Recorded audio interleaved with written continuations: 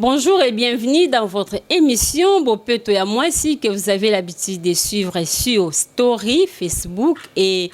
Statut WhatsApp. Et maintenant là, nous ne sommes plus là, nous sommes maintenant sur une chaîne YouTube, Info Plus HD officiel TV. Nakoloba mingi na lingala na ebi kebo ebinga bolandanga. Sujet o tokolobela ezandenge nini ya kosokola. Yoza mwasi na lobangwa chaque fois que mwasi aza vitrine. Talaka eloko batie na vitrine mutu nyonso achaka ka amona ezandenge nini. O sokola ndeni tozan ba douche, tozan ba salle de bain, to mema ba cantine, yo mo ebikaka esiko sokolaka. Yoza mwasi kokende mbala moko te na salle de bain ovandi obandi ko sokola. Oebite maboko no esimbaki nini elo nini osalaki infection eya kaka na rapport sexuel te nde toyebelaka me infection eko uta pe pa na yo moko zwa savon na yo sokola maboko na yo bien tango sokoli maboko na yo eloko ya liboso okosokola nzoto ya bomwasi wana na benga yango état major esika na soki baby mama ata o mati o kiti en tout cas eba yango papa kota la place msusu au sale l'oba semblant mais au kende ailleurs là il faut qu'on se le dise au skoli maboko na bien aux huiles savon na yo ou appliquer na musapi na yo oyo je crois bo monanga bo landa ou appliquer savon na awa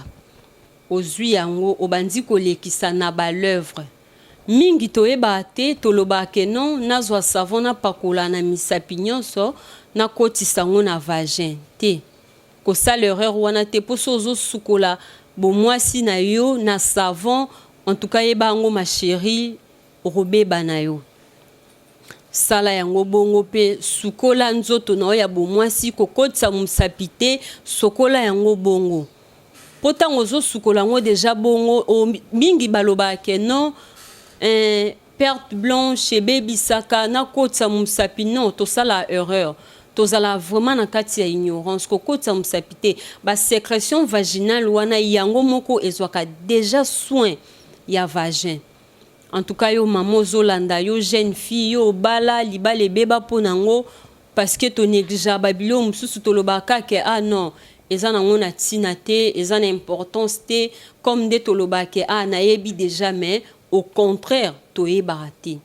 salela yango yo jeune fille yo mama sokola nzoto na ya bomwasi bien yo mtozolanda biso yo libale beba en tout cas zwango en considération pe yo jeune fille oza ko aspirer na libala sokola nzoto na ya bomwasi sokola yango na mai ya propre kozala na habitude te ya kotiaka ba ovile batiaka ngo à tout moment te batiaka ngo par recommandation ya médecin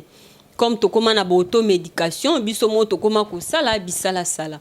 kosala yango bongo te soki pe okolinga ovandi la vase peut-être okosalela ngo na ba soins intimes sokola bomwasi na yo bien et après ozo sokola bomwasi na mai ya propre na mai o ebimi na pompe o sokoli bomwasi na yo bien après o continuer o sokoli nzoto na yo bien na pesi merci mingi na balandi nyonso na bino batu bolandanga banda kala boye bake to changer adresse nazo pesa sou merci mingi na équipe mobimba oye dakingai po bomona émission oyo bomona émission o koleka na pesi bino merci na moni réalisateur nangai na moni caméraman nangai Jérémy Makila, na mon équipe Mobimba, na mon papa que j'appelle Gypsy Aboni, lui je l'appelle papa. Donc na pesi bino merci équipe Mobimba ya info HD plus na pesi merci na mona wana Godé Boulaza wana donc na moni Christelle Kazanga na moni Arnaud Ndanda en tout cas merci mingi, bo continuer kolanda, bo s'abonner. Ciao, à la prochaine.